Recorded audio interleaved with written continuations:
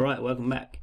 Next up, let's look at adding a fridge. So if we go over to 3D Sky, which is my favorite place to get 3D models, and if you type in fridge, and there's some pretty good ones. I'd normally buy one, but we can go to free for the purpose of this class, and there is a good one that looks pretty much like the one in our scene. I mean, that one and that one look pretty similar, so you can just click here. You'll probably have to log in. I'm already logged in, and hit download. And once that's downloaded, I'm just going to go to the folder and unzip it. Now let's open up our studio scene that we created earlier. It's cool to just keep an empty version of this saved. So what's great about the studio scene is that we can bring in models and prepare them for our scene, so we can check that materials are working. Yeah, it's a good test ground for our scene. So I'm going to go to File, Import and Merge. Then I'm going to navigate to where I downloaded the file, which will probably be Downloads.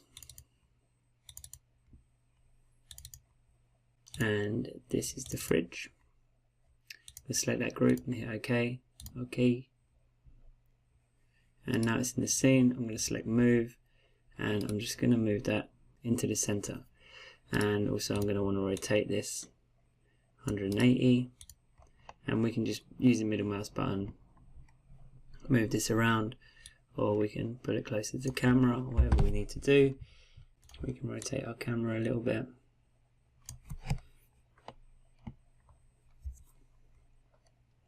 And now I'm not sure if this was created with Corona. It's actually a V-Ray object, so let's use the Corona converter. Just start conversion. You can see something happen with the materials there. Let's just hit interactive render and see what it looks like out of the box. It says it's missing the texture, which is probably this dial here. Just so we can just run relink bitmaps. And we're just going to browse to our downloads folder, hit relink, and that will find. If it doesn't find that, we'll just delete any missing, and now you can see that dial has been updated. So not much to do in here. What we're going to do is go to Group, Open. I'm going to select this door to begin with, and press M on the keyboard, and I'm going to select the material that's on here, and here we can select by material and hit select. So it's going to select all of the objects with that material applied to it. And what I want to do is open up the Corona material library, and let's replace it with our own aluminium brushed metal. So I'll go to metals. Let's use this one. So I'm just going to click and drag that into our material editor, and I'm going to apply that to selected. And because it's brushed, it's going to actually have a brushed texture on there. So let's just turn real world map on here. Again, this has got the, whenever you select anything, it's going to be blue.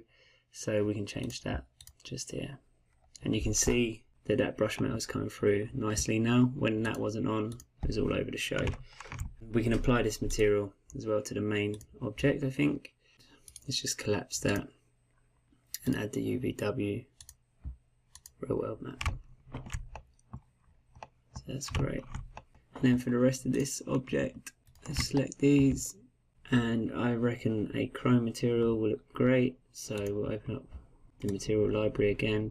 We'll go down to chrome fingerprints, seeing as they're handles, and I'll drag and drop them onto here. And let's apply that. Let's apply UVW map, real world size. Now let's just render that with interactive and see how that's looking. Alright, cool, that's looking good. So what we can do now, let's stop that render, and we'll close the group. And using Copyta, we'll just copy that out, and we'll go back to our scene. Copyta, paste that in. Now let's move that into position. So I'm going to rotate that by 90.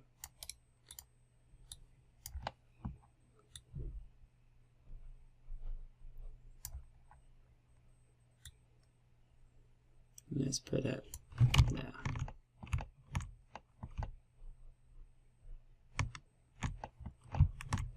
So that all fits pretty well.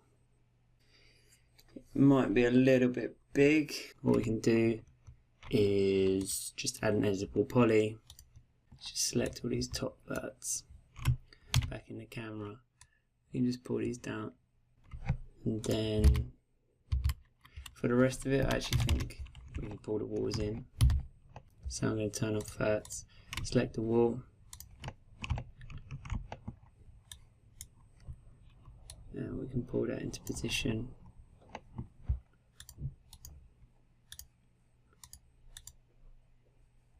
Go back down to the editable spline, and let's just put that to where the new wall is. Turn that off, back to sweep, and now we've got our fridge in, which is kind of cool.